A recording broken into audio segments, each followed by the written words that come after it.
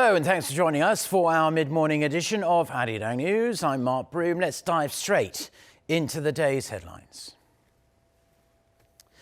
A bid to get North Korea diplomacy back on track. Seoul's foreign minister leaves for San Francisco today for talks with her US counterpart on the peace process and efforts to get the North to abandon its nuclear weapons.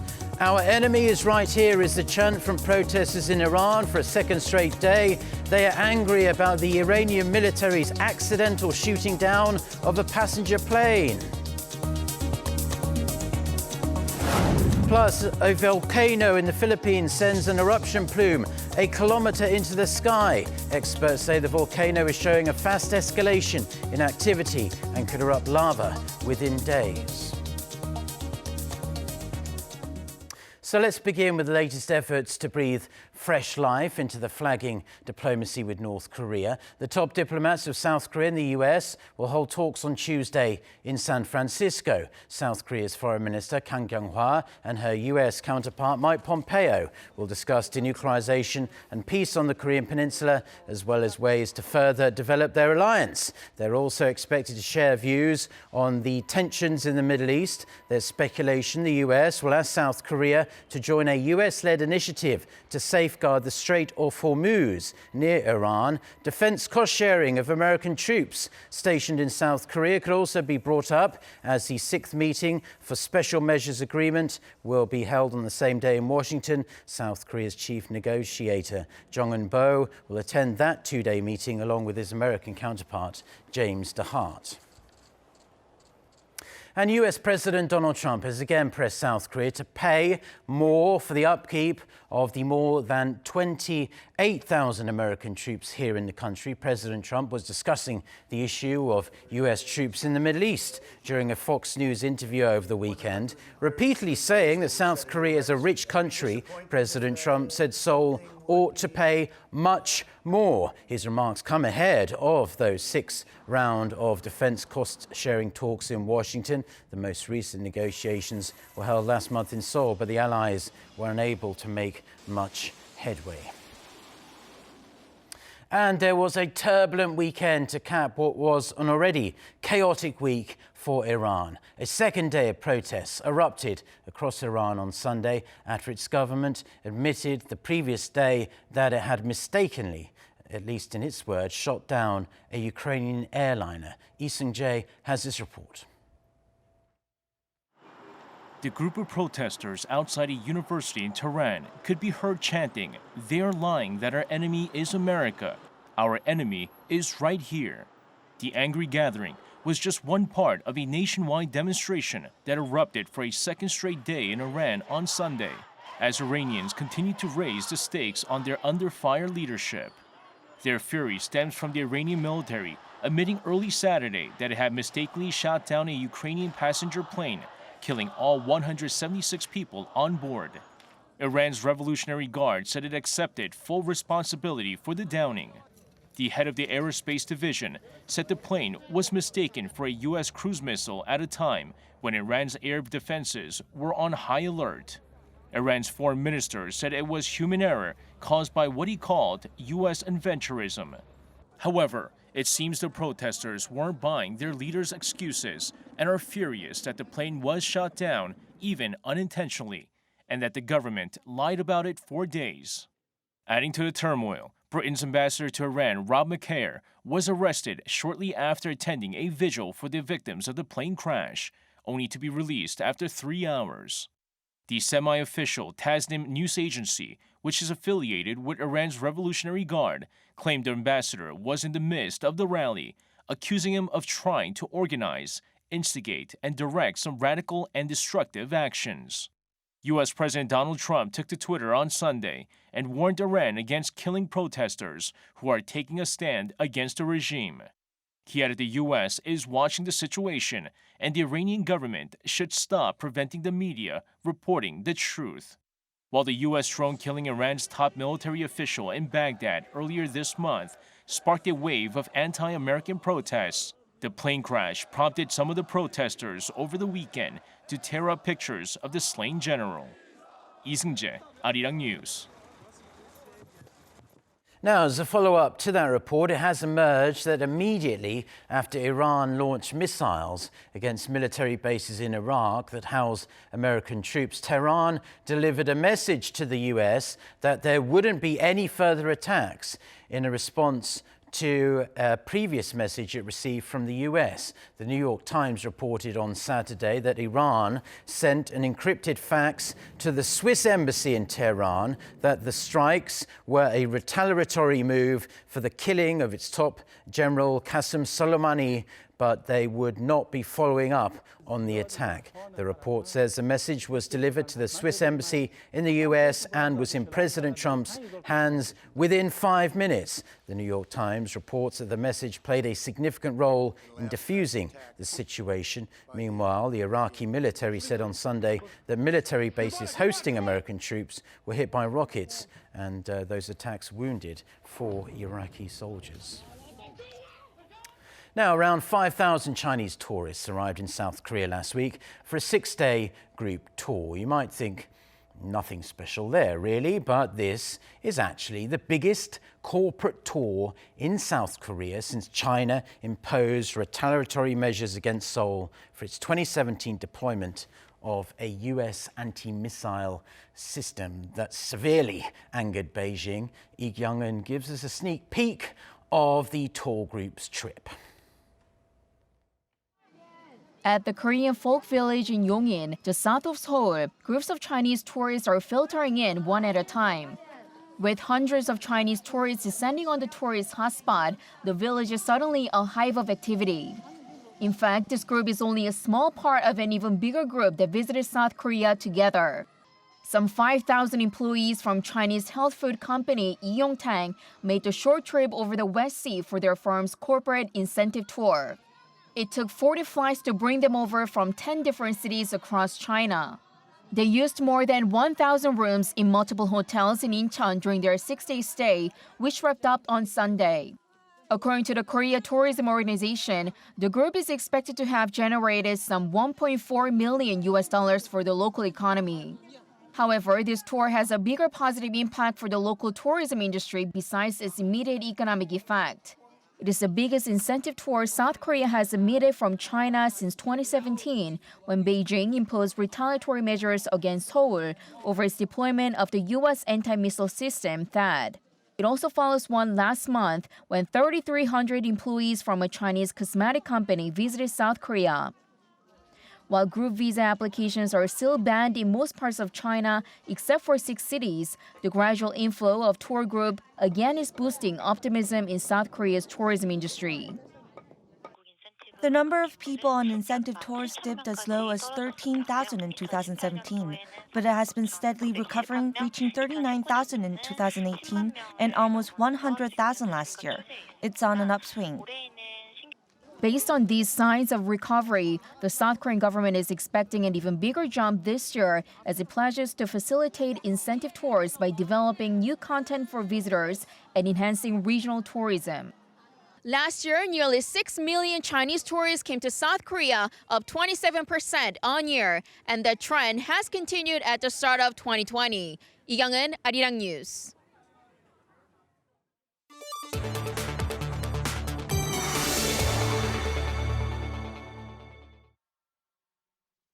Now, a small but very strong volcano in the Philippines has sprayed a massive plume of ash into the skies near Manila.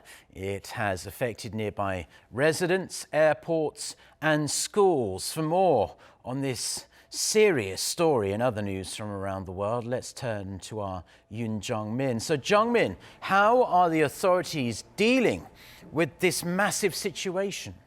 Well, Mark, a small volcano near the Philippines' capital Manila erupted on Sunday, pumping a massive cloud of ash and smoke into the skies. As you mentioned, people around the region were evacuated, flights were canceled, and schools were shut.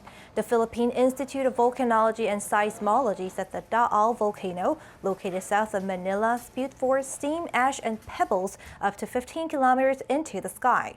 The institute raised the danger level around the volcano 3 notches to level 4 out of a maximum of 5. This means a hazardous eruption may happen within hours or days. No injuries or damage have been reported so far, but more than 6,000 villagers in the danger zone have been evacuated. Flights at nearby airports, including Manila's International Airport, were closed on Sunday because the ash covered the runways. Government buildings and schools were closed in affected towns. The Al is one of the world's smallest volcanoes, but one with strong explosive power. Authorities also warned of a volcanic tsunami upon a powerful eruption, raising an alert to nearby residents and those in other regions. A mysterious pneumonia outbreak in the Chinese city of Wuhan that sickened dozens of people may be a virus that's from the same family as SARS. According to South China Morning Post, researchers from China and Australia concluded that the new type of coronavirus is about 80% similar in genetic structure to the SARS virus, which killed hundreds of people in China and Hong Kong a few years ago. Coronaviruses cause respiratory and intestinal diseases. Chinese researchers said the new coronavirus may have originated in bats and then spread to other animals and humans at a now closed fish market in Wuhan. Out of 41 patients, 1 died and 7 are in critical condition. With bushfires still raging in Australia after months, the country's prime minister has admitted his government has not handled the situation well. In an interview with ABC on Sunday, Prime Minister Scott Morrison said he could have handled things on the ground much better. He added he will propose a national inquiry into the disaster, including a Royal Commission judicial review. So far, the bushfires in Australia have killed at least 28 people and destroyed nearly 2,000 homes.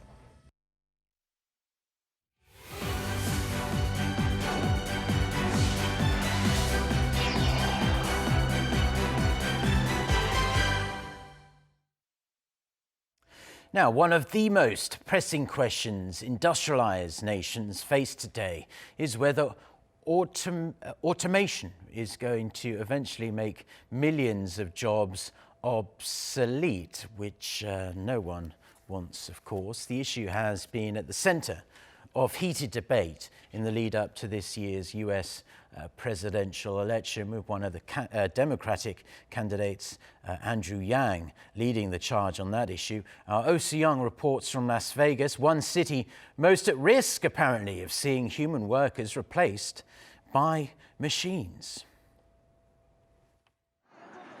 Are robots taking away our jobs? The issue is real here in Las Vegas.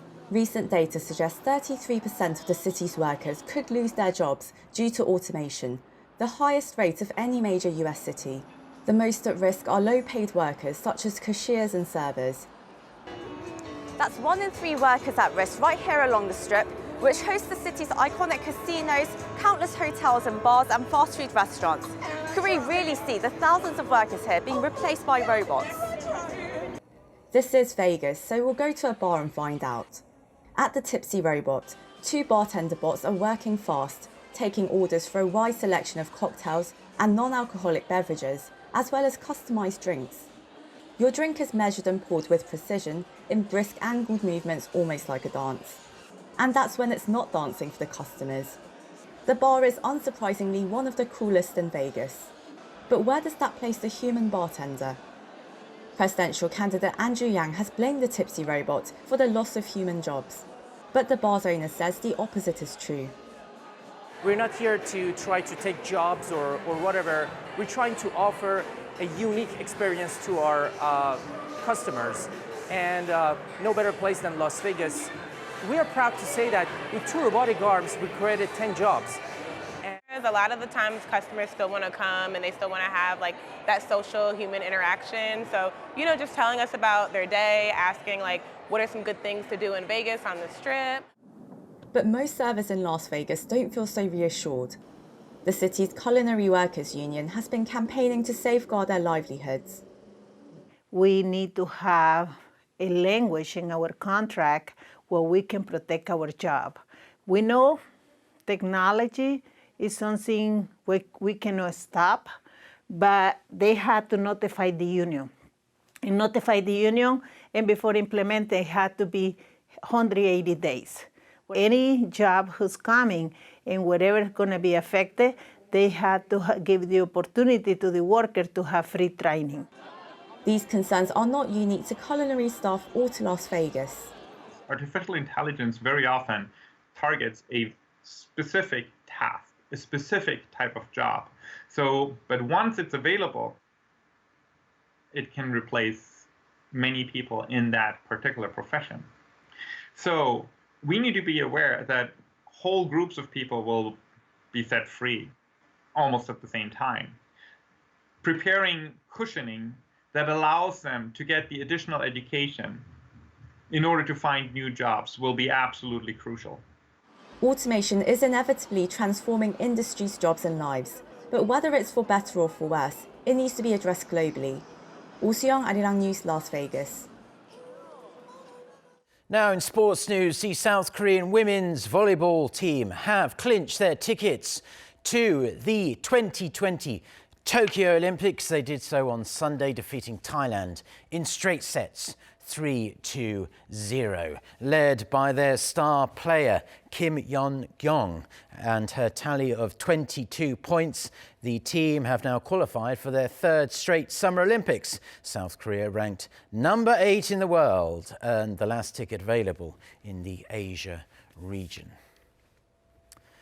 And sticking with sports, South Korea's under-23 men's national football team beat Iran 2-1 on Sunday to advance to the quarterfinals of the under-23 AFC Championships in Thailand. South Korea took control of the match in the first half, finding the back of the net through Lee Dong-jun and Jo Gyu-song in the 21st and 34th minute, respectively.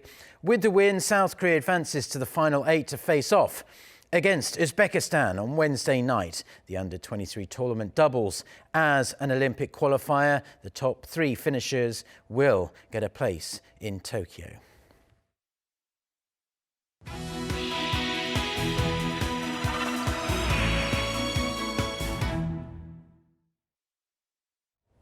Now it's Monday, and that means it's time for our weekly Life and Info segment, where we focus on information we hope will be useful for your everyday life. Now, fears of black ice, that thin coating of clear ice on roads, has spread across South Korea after a spate of pile-ups on expressways this winter. The South Korean government says it has come up with safety measures to hopefully prevent further incidents from happening again. Park Se-young has this report. Last December, 7 people were killed and 32 injured after 10 cars crashed on the Sangju-Yangchon Expressway in Gyeongsang-Mukdo Province.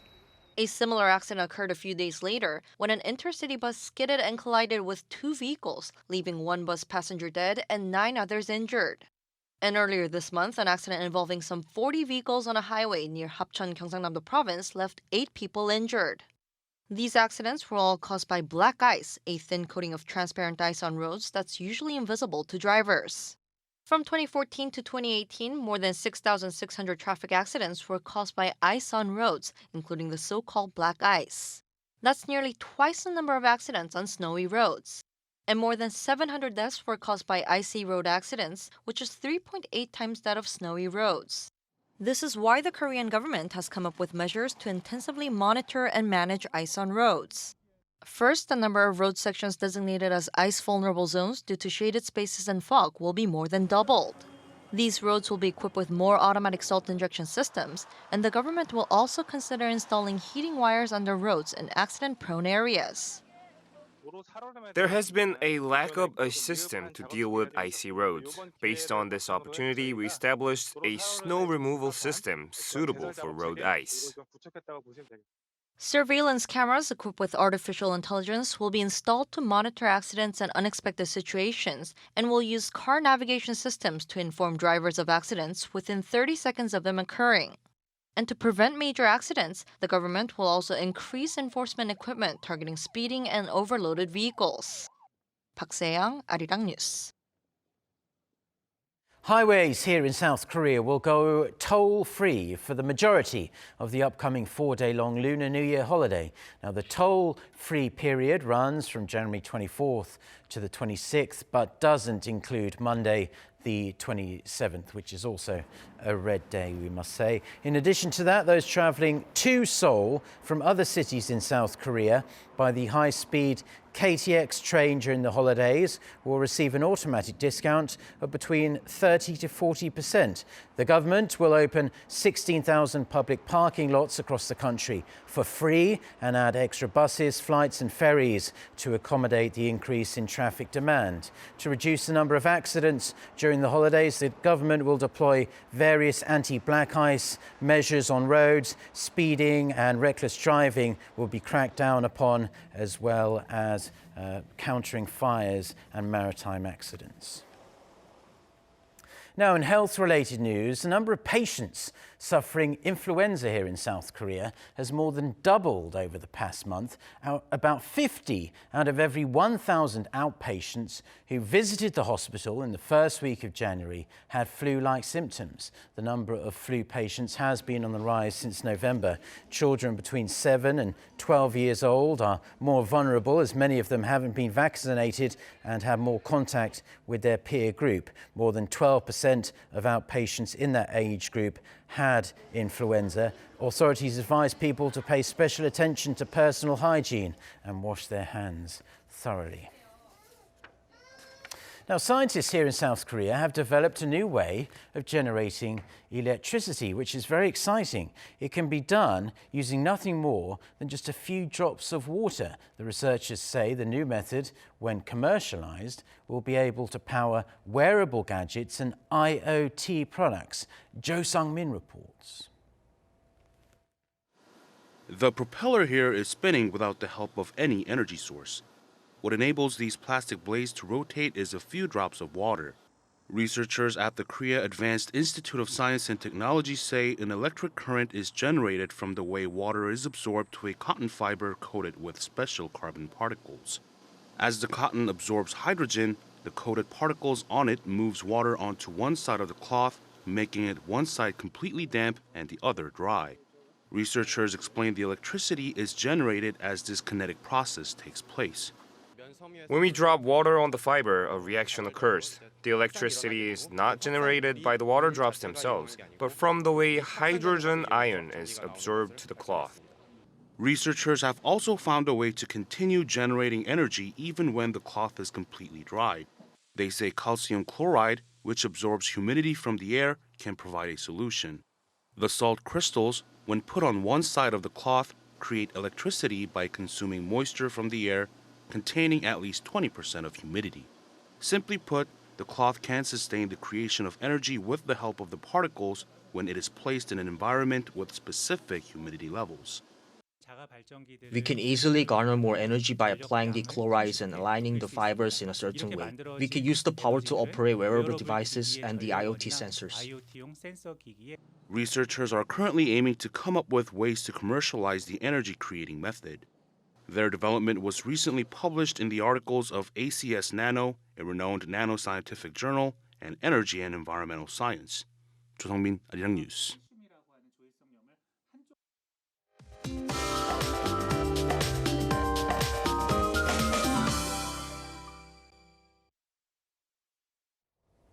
Good morning. We have bitterly cold conditions to start the work week. The thermometer is finally closer to the season norms, but the wind chill will make it feel colder than the actual temperatures, so be sure to dress warmly. The cold winds have blown all the dust away and most regions will have decent air quality, but a dry weather advisory is in place for the East Coast, so please be careful with anything that could start a fire. It's going to feel sub-freezing all day in Seoul, while Daegu, Gwangju, and Gyeongju will get up to 5 degrees, Jeju at 8 degrees this afternoon. This week is shaping up to be a cold one with freezing morning lows on most days, while some regions will see a mix of rain and snow. In fact, mountainous regions on Jeju Island will see up to 10 centimeters of snow on Tuesday. That's Korea for you, and here's the international weather for viewers around the world.